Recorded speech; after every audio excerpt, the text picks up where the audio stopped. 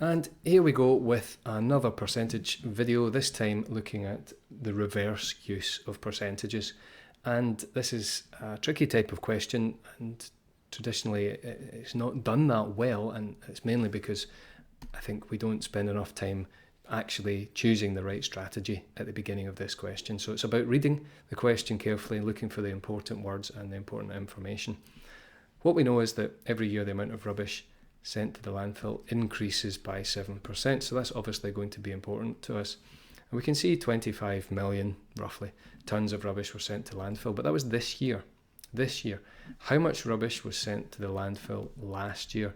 And what's so important about this question is it's asking us about the past. It's asking us what was sent to the landfill before we had this increase of 7%, because that 25 million figure, that is 7% on top of whatever was sent last year. So there's a couple of ways of doing this type of question. I'm going to show you two methods. You might even know another one, but hopefully one of these methods will fit and will make sense. As we did with the other percentage questions, you can start off like this and just acknowledge that our original amount, that's how much was sent to landfill last year, we could think of that as our 100%. But of course what we've done is we've added on 7%.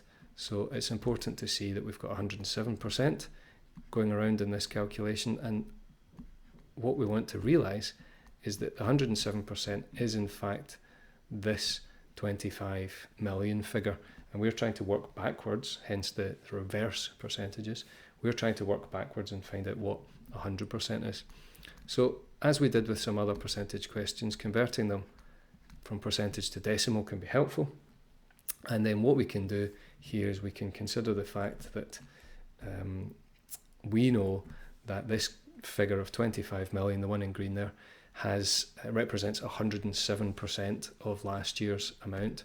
So what you would want to do is consider using a variable like x, for example. 1.07, that's the same as 107%, multiplied by last year's figure is equal to 25,265,696. So in this way, we've made a little equation. This is an algebraic way of doing this question. And again, if you read the equation from left to right, 1.07x basically says 107% of the number we're trying to find is equal to 25,265,000.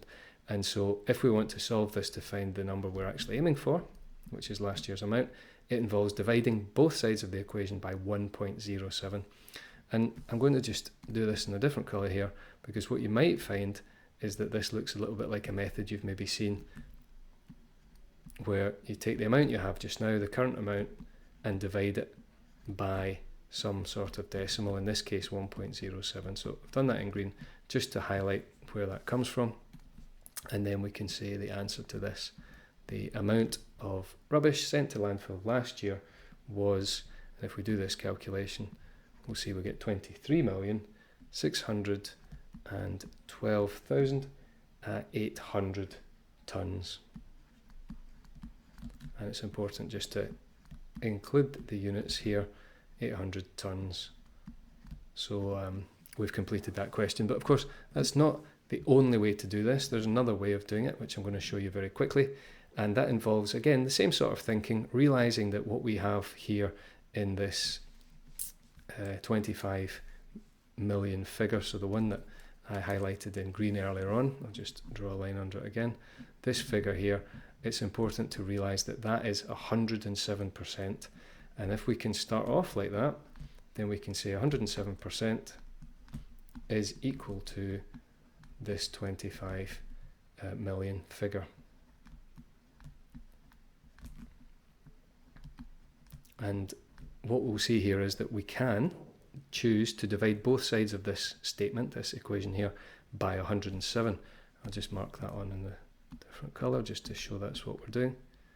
Dividing both sides here by 107, because that will give us what 1% is worth. And so that can be useful because we can then work out what 100% was worth. That's our goal, is finding our 100%. So dividing this by 107 gives us 1% on the left. Of course, that was going to be equal to 236,128. That's 1%. 100% is going to be 100 times bigger than that, and multiplying that by 100 gives us 23,612,800, and that is again measured in tonnes, and that's an alternative method. So whatever happens, we do seem to have this divide by 107, either by 1.07 or by 107, and then maybe a multiplication by 100 just to bring it back to the right amount. So two methods there. Let's have a look at a similar question, only this time it's about a decrease. So we can see here Steve's reducing his calorie intake, that's the important word here, and we know what it is now after he's made this reduction. We know that it's 1,995, and we want to know what was the original calorie intake. So this is a very similar question, only we need to remember that we had a reduction in the first place. So whatever his original calorie intake was, that's the 100%. From that we can subtract this 5%, and that gives us 95%. And 95% is the same as 0.95. 0.95. So what we can say is that 0.95 of the original amount, so we'll call it x, is equal to 1,995. And if 0.95 of the original amount is 1995, then the original amount is found by dividing 1995 by 0.95. And you'll see that's very, very similar to the last question, only this time we're dividing by a figure that's less than 1.